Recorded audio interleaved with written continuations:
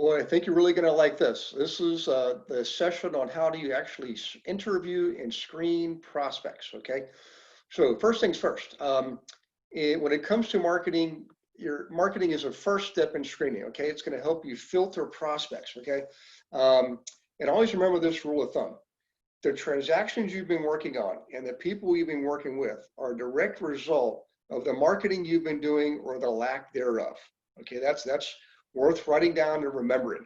It's your marketing that's determining who you're working with. So if you've been frustrated by investors, it's only because you're probably not marketing to the specific investors you want. You're like randomly getting the people who just find you. Okay, well that's no real way to conduct a business. So I'm assuming at this point you're already using targeted direct response marketing. For those of you who are in the investor agent trainer program, you already know what I'm talking about. If you're a global investor agent team member, even more importantly, this is all we teach and preach on our team. Okay, direct response targeted marketing. All right, once you've done your marketing and you sent the pieces out, okay, whatever it is, could be, there's like dozens of different marketing campaigns you can do. Right, you're getting responses. Right, first thing is you want to determine right off the bat who it is you're speaking to, like what kind of marketing campaign did you do, and you're going to get those responses. Are they first-time home buyers, move-up buyers, downsizers, investors? Your marketing is going to determine this, right?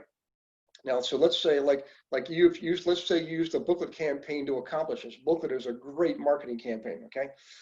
But when you get on a call with these folks, okay, they're going to respond to your marketing. When you get on the phone, always build rapport first. In fact, this is true even in follow-up conversations. You know, you may have just spoken to somebody last week, but when you call them or they call you, always build rapport first. Hey, how'd the golfing game go last week? How did the dance recital go with your daughter? Whatever the case is, okay, always take a moment to build rapport. The only exception would be if you're in the middle of negotiating a transaction or closing a deal and things are going rapid fire. It's not expected for you to build rapport. People understand we got to get things done fast. Okay. Point is though, is with rare exception, always build rapport first. Right. Now, let's say you did use the booklet campaign, and you want to get their attention by putting rentals in this. Okay. You could easily continue the conversation with questions like this: of the properties I included in, which one stood out to you? Okay, and let them talk. Okay, ask them open-ended questions like who, what, where, when, why. Okay, never ask yes or no questions unless it's specifically needed for filling a form or something. But for the most part, ask them open-ended questions: who, what, where, when, why, how. Ask them about the properties and the marketing campaign you gave them. Okay, now once you've done that and you've built rapport and you've got them, you've zero laser beam focused on where they are and where they want to go and what they want, then you can qualify them. This is like a pre-qualification, not a banker's qualification, just you determining their timing, motivation, readiness, willingness, and ability. Okay. So ask them, one question is this: is what do you have in savings? Don't ask them how much money do you have? That could be too pushy. Ask them, what do you have in savings? Okay. It's a polite way of asking, do they actually have some cash? Then ask them if they know what their credit score is. Don't ask them what their credit score is. Ask them if they know what it is. They're likely to tell you if they know what it is, okay? And then also ask them if they have an available line of credit, okay? So this all has to do with you qualifying them. Now, I know if someone has an available line of credit, right, that means some banker somewhere thought enough of them to extend credit to them. And the fact that it's available means they haven't spent it all. They're disciplined. They've got cash. They got a good credit score, and they got a line of credit they can use to stroke a check quickly to lock down a property. You see where I'm going with this? Okay. If they got 2 of the 3 in the affirmative, I'll go with them. But if they got 2 of the 3 in the negative, I need to nurture them a little bit longer. Okay. Tell them. So if they question you, tell them in order for you to represent them, you have to confirm their readiness, willingness, and ability. Okay.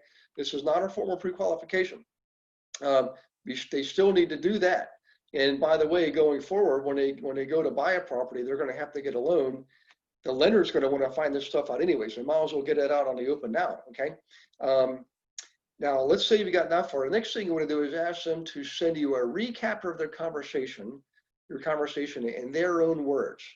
All right. It's not just that you'll get information from their interpretation, helps you make sure you're in sync, but also allows you to establish the willingness to engage with you. Right, to commit to buying process and to take action. You're looking for engagement, commitment, and action. And this one activity will help you determine that. Okay, you have them to give you a recap in an email of your conversation. The ones that don't email you back, tell you right away what it will be like working with them. You probably don't want to work with them. All right. Remember, there's an old saying, believe somebody the first time. If they don't cooperate the first time, they're probably not going to cooperate later on. And don't try to force them to engage, commit, and take action. It will be like pulling teeth. Now, the ones that do email you, that tells you right there, they're ready and willing and able. They're willing to engage and commit and take action. And then and obviously that means they're likely to follow through. And this is where the moment of truth occurs, okay? You respond to them with an email with your agency agreement and ask them, have it pre-filled out ahead of time, ask them to sign it, okay? And then when they give it back to you, you're ready to rock and roll and go to work for them. And if they ask you about it, just say, this gives them certain rights in the world of real estate brokerage. It also ensures your not only fairness and truthfulness and all that, but also ensures that you will keep their information confidential. And if you learn any other information from the other side, you will share that with them. Okay, they don't get that if they're just a regular consumer. So in any case, now always dress professionally. Okay, man, I tell you what, even when you go to the grocery store, you never know who you're going to run to, and you'll probably see that happen sometimes. You're coming from the gym or you're out cutting the grass, and you go to the store and you got grass on you and stuff like that. Just be prepared when you go out. You never know who you're going to run into. Okay, it's another way to establish credibility and authority. You'll get used to this after a while, and it's worth it. In any case, I hope you like that process there, but that's the way to screen and interview somebody. Okay, we will see you, or I will see you on the next lesson. Take care and God bless.